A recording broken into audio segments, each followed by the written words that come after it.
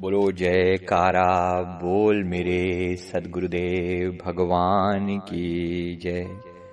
श्री सदगुरुदेवाय नमः। आज के सत्संग का टॉपिक सेवा और नम्रता। हमारे पंचम पातशाही जी सदगुरुदेव भगवान हमेशा सेवा को बड़ा महत्व दिया करते रहे हैं।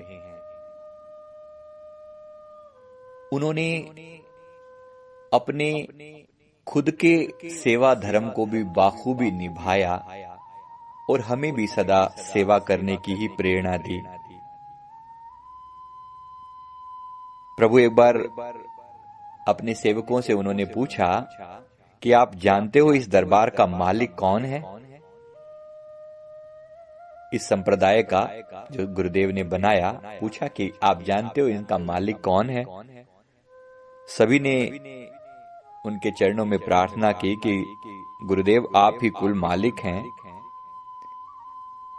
इस पर प्रभु जी ने फरमाया, मालिक हम नहीं हैं, इस दरबार का सेवक ही यहाँ का मालिक है।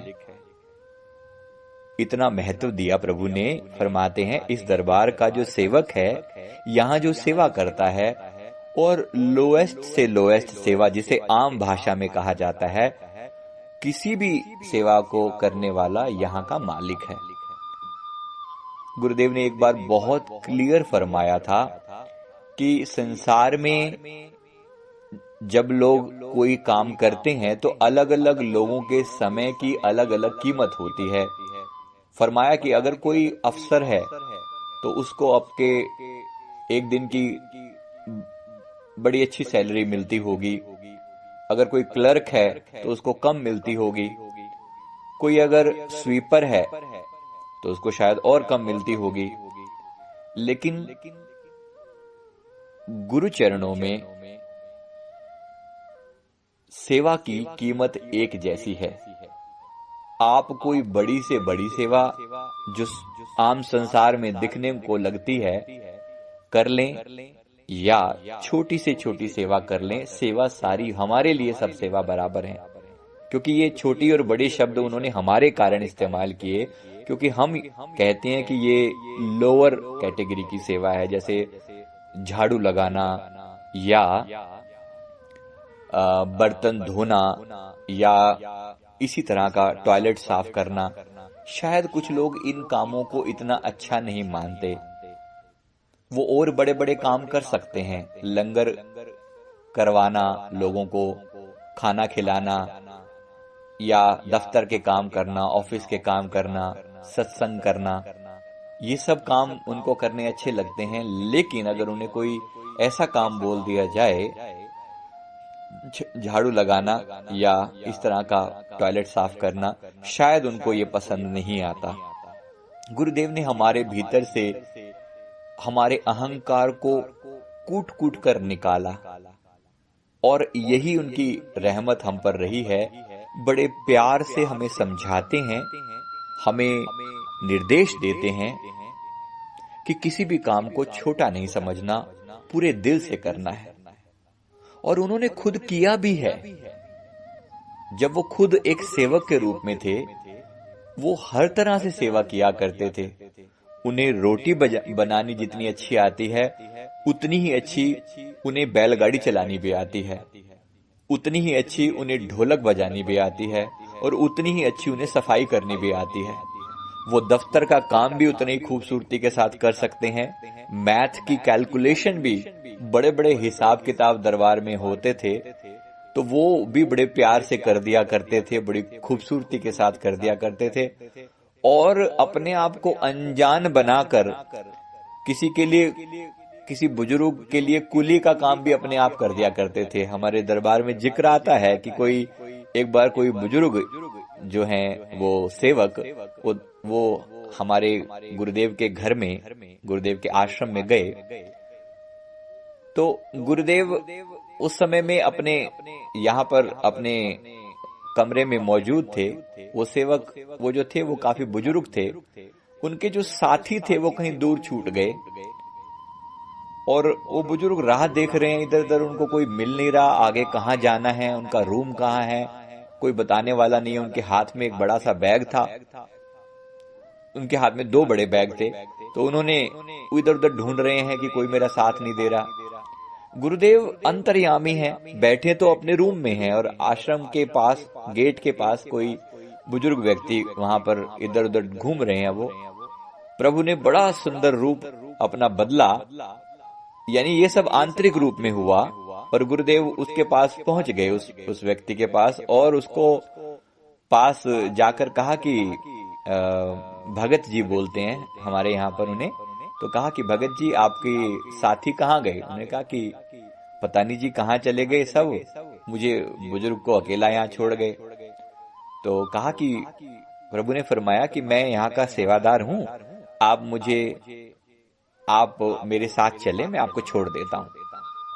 तो अंतर्यामी भगवान एक छोटे से बच्चे का रूप धारण किया हुआ है, और उस बुजुर्ग का एक बैग सिर पर और एक बैग हाथ में लेकर उनको लेकर जो है अपने उनके जहां पर भी कमरा था वहां तक छोड़ आए, और बड़े प्यार से उनको बैठाकर वहां पानी वानी भी पिलाया, और बता दिया कि यहाँ नहाने की जगह है, और यहाँ ये है, और ये है, ऐसे करके बता दिया। इस समय आरती होती है, इस समय सिमरन होता है, सारा टाइम हर चीज बता दी, इतने में लंगर होता है, सब बता दिया। और उसके बाद बड़े प्यार से वहां से बुजुर्ग ने जब धन्यवाद दिया, तो बड़े प्यार से वहां से बाहर रूम से निकले और गायब हो गए। तो बाद में जब ये बुजुर्ग जो हैं वो भगवान जी के आगे, उनके आगे भौतिक रूप में माथा टेकने के लिए गए, उनके आगे नमन करने के लिए गए, तो गुरुदेव ने बड़े प्यार से पूछा कि भगत जी कोई तकलीफ तो नहीं हुई ना, पहुंचने में कोई तकलीफ तो नहीं हुई? तो उन्होंने बड़े प्यार से फरमाया कि नहीं प्रभु, आपकी होते हुए हमें कैसी तकलीफ हो सकती है। आपकी कृपा से आपके यहाँ के सेवादार इतने अच्छे हैं कि एक सेवक तो मेरा हाथ पकड़कर, वो जब मेरे साथी छूट गए थे, उन्होंने मेरा हाथ पकड़ा, मुझे बड़े प्यार से साथ लेकर मेरा बैग अपने सिर पर रखकर मुझे कमरे तक छोड़कर आए। प्रभु बड़ा मुस्कुराए ये बात सुनकर, और बाद में उनको अपने अंतर में उन्होंने जो भगत जी ने जब ये बात कही, तो बाद में इन भगत जी को रियलाइज हुआ कि प्रभु को ये बात पता कैसे चली। भाई ये बात तो मैं जानता हूं कि ऐसे ऐसे ये सारी स्टोरी हुई अंदर से, और ये भगवान तो दूर बैठे हुए थे, मतलब ये तो मेरे सामने नहीं थे, तो इनको कैसे पता चला कि ये सब घटना हुई है मेरे साथ? तो कहा हो ना हो ये अंतर्यामी यही थे, वो जो बच्चा था मेरे पास आया ना, वो यही थे, क्योंकि तभी इतने प्यार से ये पूछ रहे हैं। और बड़ा प्रभु के चरणों में उन्होंने नमन किया, गुरुदेव को बार बार नमस्कार किया कि प्रभु आप कितने दयालु हैं, जो इतना ख्याल रखते हैं अपने सेवकों का, और फिर भी जताते भी नहीं, बताते भी नहीं। ये गुरु की अपार दया है। जो हमें संदेश हमारे सदगुरु ने दिया है, वो संदेश ये है कि जितने बड़े से बड़ा काम करो, लेकिन अपने अंदर नम्रता धारण किए रखो।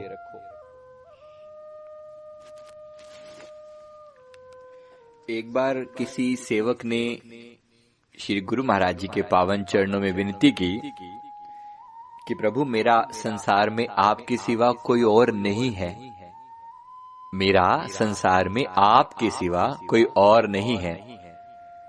गुरुदेव ने बहुत प्यार से फरमाया कि श्री परमहंस दयाल जी ने हमारी सेवा ही ऐसी लगाई है कि जिसका संसार में कोई नहीं, उसके हम हैं। मेरे सदगुरु ने फरमाया कि श्री परमहंस दयाल जी ने हमारी सेवा, वो खुद श्री परमहंस दयाल जी का ही रूप है। फिर भी फरमाया कि श्री परमहंस दयाल जी ने, उन्होंने अपने गुरुदेव को रेफर किया हमेशा, क्योंकि वो इतनी खुद सदगुरु हैं, लेकिन सदगुरु भी अपने गुरु को इतना महत्व दे रहे हैं कि श्री परमहंस दयाल जी ने हमारी सेवा ऐसी लगाई है कि जिनका संसार में कोई नहीं, उनके हम हैं।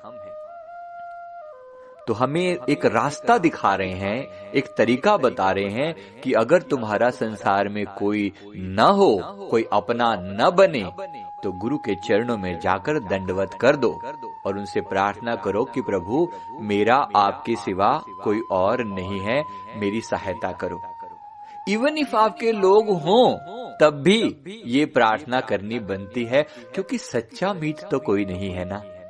बेशक होंगे आपके माता पिता होंगे, आपके मित्र बंधु होंगे, आपके पति पत्नी बच्चे कुछ भी हो सकते हैं, लेकिन सतगुरु के जैसा सच्चा हितैषी तो कोई नहीं है ना। तो ये प्रार्थना हम सबको अपने गुरु के चरणों में करनी चाहिए कि प्रभु मेरा आपके सिवा कोई और नहीं है। और गुरुदेव हमेशा अपने शरण में आए हुए की लाज रखते हैं, इसलिए उन्हें शरणागत पालक कहा जाता है। तो सद्गुरु दया करें, ऐसा रास्ता हमें दिखाएं कि हम भी अपने इस जीवन में सेवा भाव को अपना कर चलें, ज्यादा से ज्यादा सेवा करें और सेवा करते हुए किसी तरह की इच्छा ना रखें। यानी जब हम लोगों के लिए भी कुछ करें तो ऐसा नहीं कि मैं इनकी सेवा कर रहा हूं तो मुझे ये पुण्य प्राप्त हो जाएगा, या मुझे कोई स्वर्ग मिल जाएंगे, या मेरा कोई दुख दूर हो जाएगा, ये मांग भी नहीं रखनी। गुरुवाणी में बहुत ही खूबसूरत शब्दों में लिखा है, सेवा करत होत नेह कामी, तिसको होत प्रापत स्वामी। जो सेवा करते हुए नेहकामी अर्थात निष्काम भाव से करते हैं, मन में कोई इच्छा नहीं रखते, उनको डेफिनेटली स्वामी यानी सद्गुरु परमात्मा की प्राप्ति होती है। वही परमात्मा के दर पर कबूल होते हैं, उनका सजदा कबूल होता है जो अपने गुरु की सेवा करते हैं या संसार की सेवा करते हैं या किसी जरूरतमंद की सेवा करते हैं और मन में कोई इच्छा नहीं रखते, ऐसे सेवक की सेवा कबूल होती है। तो हम भी सतगुरु के बताए हुए सेवा के मार्ग पर चलें और ज्यादा से ज्यादा सेवा करते हुए अपने जीवन को सेवा का रूप ही बना लें, क्योंकि सेवा करने वाले को हर सहायता सतगुरु की तरफ से, परमात्मा की तरफ से उपलब्ध होती है। और गुरुदेव के बताए हुए पांचों नियमों का पालन करते हुए श्री आरती पूजा, सेवा, सत्संग, सिमरण और ध्यान श्रद्धा सहित जो नित करे, निश्चय हो कल्याण। पांचों नियम और 1 घंटे का मेडिटेशन, सिमरन, ये सबके लिए जरूरी है। अजपा जाप सबके लिए जरूरी है। गुरुदेव दया करें, हम उनके बताए हुए राह पर चल सकें। बोलो जयकारा बोल मेरे श्री गुरु महाराज की जय।